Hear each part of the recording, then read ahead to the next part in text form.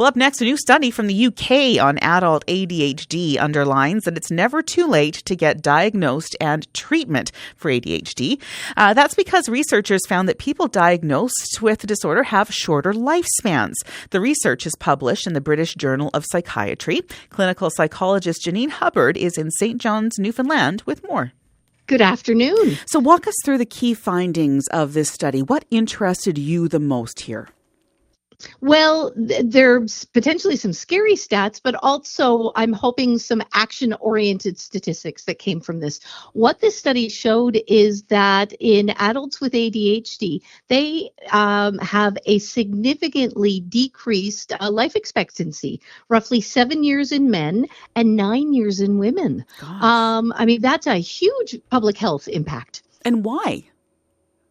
Again, still understanding some of it. We've always known that some of the impact of ADHD, particularly, I want to emphasize, undiagnosed or not properly treated ADHD.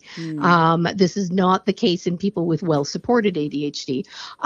We know that, for example, there's higher rates of incarceration and all of the health issues that can come along with that. We know that there's impulsivity that can lead to things like accidents. But what this study is really highlighting are both the mental health, but also just the overall physical health impacts that can come about with ADHD. We've always known about things like depression and anxiety and higher suicide rates, but some of this is looking more at lifestyle issues that impact physical health. So, for example, we know ADHD is all about seeking dopamine. And quick ways you can do that are things like junk food. It may be things like alcohol, substance use, could be cannabis, could be tobacco, could be gambling. So there are a number of things there that can lead to an unhealthy lifestyle. Poor exercise. We know sleep is often impacted in ADHD. We also know that ADHD can lead to unemployment or underemployment or inconsistent employment. It can lead to financial challenges, whether that's for, gambling is a common effect, but also just the remembering to pay the bills and being able to keep a steady source of employment. We know that often individuals with ADHD underachieve academically, which obviously, again, then has an impact just in terms of job potential. So there's a lot of these factors, and we also know it can be things like time blindness or hyperfocus is a common symptom. But what that can often do is then have people realize they haven't been paying attention to their physical symptoms and they haven't eaten yet all day. And then suddenly they're ravenous. So you go for something quick, which is junk food, as opposed to, taking the time to prepare like a balanced meal. Interesting new research looking at things like individuals with ADHD have increased hypermobility in their joints. We've always known that people tended to be a little bit more clumsy, but that's kind of part of the explanation for why physical exercise is a lot less appealing for individuals with ADHD. So you can see that there's a lot of those social determinants of health that can lead to development of chronic health conditions that you wouldn't immediately say, oh, that's the ADHD. Yeah. How common is undiagnosed ADHD?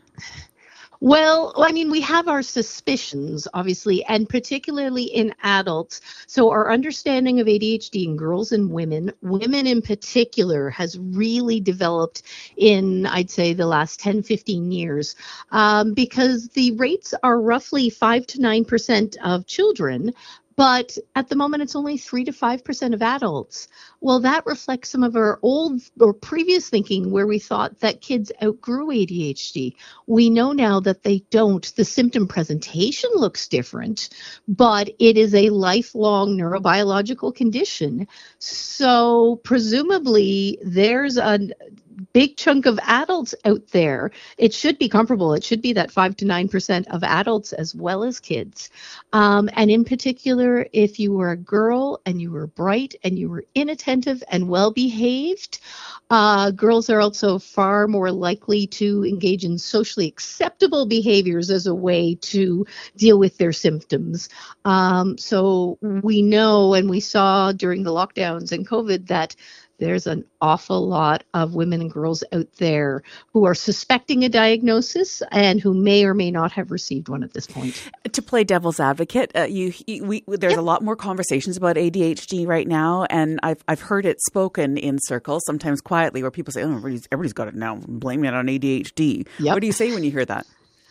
And there is a cynical part of me because I deal with a lot of teenagers and young adults, and the number of TikTok self-diagnoses that have come through my door has been exponential. Mm-hmm. But at the same time, part of that is the issue, especially if we're seeing health consequences like this.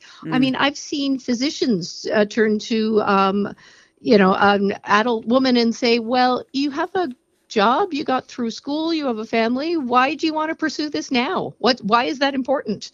Mm-hmm. Or again, that whole everyone's a little bit ADHD, without appreciating the qualitative differences.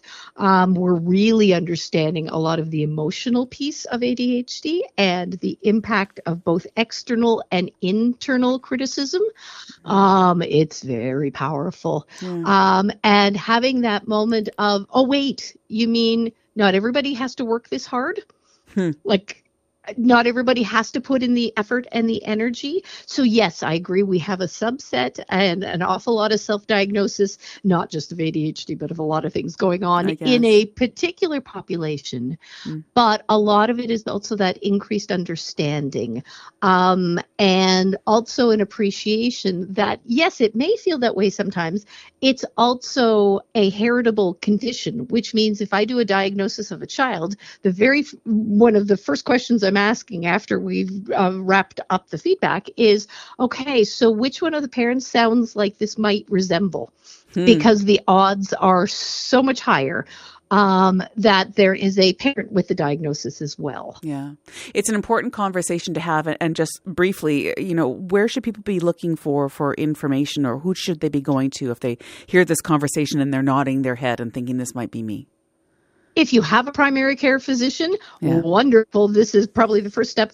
Going to give very briefly two websites, CADRA, CADDRA, and CADAC, CADDAC, are really reputable Canadian places to get started with the process. And what I would say is, if you're considering it at all, this is important. At the moment, we have a bias towards private services because there isn't enough public funding. So I'm also hoping that this study highlights the need for more public services. All right, Janine, thank you so much for the time. I appreciate it. Thank you. You take care.